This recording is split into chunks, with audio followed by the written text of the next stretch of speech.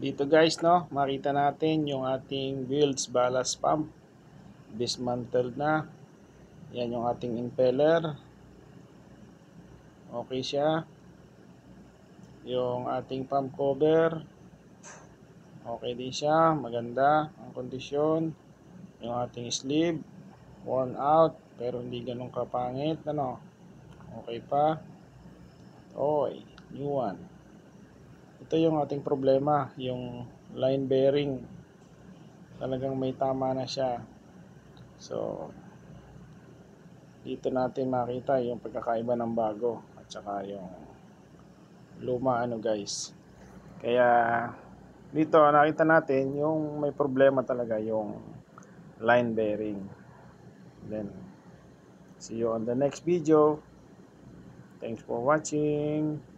Semba the Machinista.